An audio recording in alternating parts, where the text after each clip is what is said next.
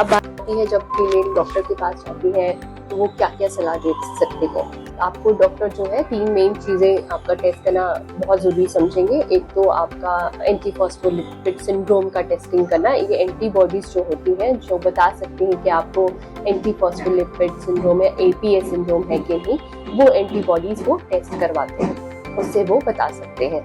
और उसका इलाज क्या रहता है एंटीफॉस्फोलिपिड सिंड्रोम का, वो कुछ मेडिकेशंस या इंजेक्शन शुरू करेंगे, जैसे एस्पिरिन है इसको शुरू करेंगे, और हो सकता है हेपरिन जो होता है, ये ब्लड थिनर्स होते हैं, क्योंकि एंटीफॉस्फोलिपिड सिंड्रोम में आपकी कोशिकाओं में थ्रोम्बोसिस होने का खतरा है, यानी कि जो कोशिकाएं हैं उसमें कुछ खून के क्लॉट्स जम सकते हैं जो कि लेडी को भी प्रॉब्लम दे सकते हैं और बच्चे को भी की ग्रोथ में हिंड्रेंस कर सकते हैं। तो वो उन क्लॉट्स को खोलने के लिए कुछ मेडिकेशंस होती हैं, एंटीकोगुलेंट्स होते हैं, तो वो प्रिस्क्राइब करे जाते हैं। और फिर आ जाता है कि अगर यूट्रस में कोई प्रॉब्लम है, जैसे यूट्राइन सेप्टम है, एडिशंस है, ये सब म्यूकोजल फाइब्रॉइड्स है, तो वो हिस्ट्रोस्कोपी के द्वारा रिसेक्टोस्कोप डाल के बच्चेदानी के अंदर उसके द्वारा उनको काटा जा सकता है और उनको ठीक किया जा सकता है। तो यूट्राइन प्रॉब्लम उससे ठीक हो सकती है। दूसरा कि सर्विक्स की जो इनसफिशिएंसी है जिसकी मैंने बात की थी, उसको भी ठीक किया जा सकता है। कुछ सूचर्स होते हैं, कोई तरीके होते हैं, जैसे मैकडोनल्ड सूचर होता है, श्रोडकर्स प्रोसीजर होता है।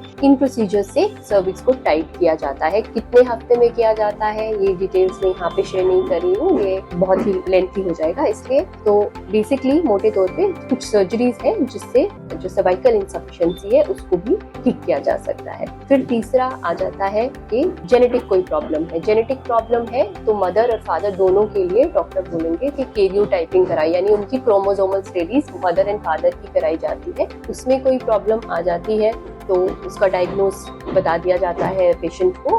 फिर रिस्क वगैरह समझाने के लिए जेनेटिक काउंसलर होता है, उसके पास भेजा जाता है जो ये बताता है कि आपको कितना रिस्क है कि आपका नॉर्मल बेबी होगा, मतलब कितना रिस्क है कि आपकी प्रॉब्लम उसको जाएगी, और कितना सेफ है आपको प्रेगनेंसी करना, इसके बारे में भी गाइड करेंगे। अगर आप ऑलरेडी कंसीव किया है और फिर आपने कैरियोटाइपिंग या क्रोमोसोमल स्टडी कराई है तो ये कुछ टेस्ट ऐसे भी होते हैं जिससे ये पता लगा सकता है कि बच्चे में जो डेवलप हो रहा है कितने चांसेस है कि प्रॉब्लम उसमें अब आ चुकी है और कितने चांसेस है कि वो अब एबनॉर्मल पैदा होएगा। तो ये सब चीजें डॉक्टर डिस्कस करेंगे। तो मोटे तौर पे ये तीनों चीजें जो है वो डिस्कस की जाएगी। अब बात करते हैं कि बड़ी लेडीज, बहुत सारी लेडीज ये पूछती हैं कि क्या क्या ट्रीटमेंट, बेसिकली ये तो हो गया ना कि क्या क्या तरीके हैं जिससे रिकरेंट प्रेगनेंसी लॉस की वजह बताई जा सकती है। तो अब क्या क्या उपाय हैं। तो अभी कुछ ऐसी कॉन्ट्रोवर्शियल टॉपिक है कि जैसे कि कहा जाता है, कुछ लेडीज बोलती है कि अब प्रेगनेंसी लॉस बार बार हो रहा है, क्या मुझे बेड रेस्ट करना, अब मेरे को जो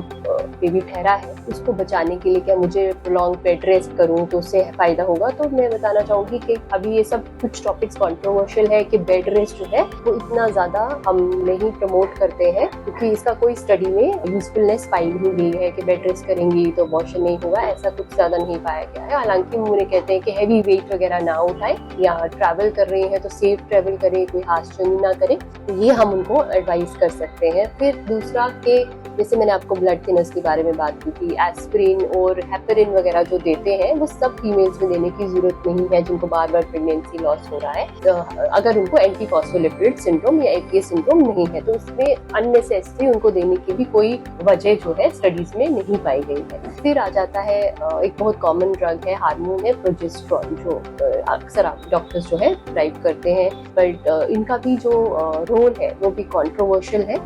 ऐसा कुछ नहीं है कि देंगे तो कोई एबनॉर्मैलिटी या कोई कॉम्प्लिकेशन हो जाएगी, ऐसा नहीं है। बट इनका कितना यूजफुलनेस है, ये कितने सक्सेसफुल है प्रोजेस्टेरोन फीमेल को जो वजाइनली डालने के लिए दी जाते हैं, इनकी भी कंट्रोवर्सी है। कोई प्रॉपर एस्टैब्लिश्ड ऐसी कोई स्टडी नहीं है जो कहती है कि डालना ही करने से तो बहुत बेनिफिट होगा, ऐसा भी कुछ स्टडी नहीं है। तो दोस्तों ये आज हमने जो टॉपिक बात की है रिकरेंट प्रेगनेंसी लॉस। आजकल फीमेल्स बहुत सारी आती हैं और उनको बहुत स्ट्रेस होता है जिनको ये प्रॉब्लम रहती है। तो आप यही है कि आपने डॉक्टर से कंसल्ट कीजिए, वो आपको स्टेप वाइज हर स्टेप पे गाइड करेंगे, आपकी प्रॉपर हिस्ट्री लेंगे, आपकी प्रीवियस हिस्ट्री लेंगे, आपको कोई रिस्क फैक्टर्स है कि नहीं, उस हिसाब से वो आपको आगे की तरफ गाइड करेंगे। ओके दोस्तों, I hope you like the video of today और आप मुझे इजाजत दीजिए। धन्यवाद।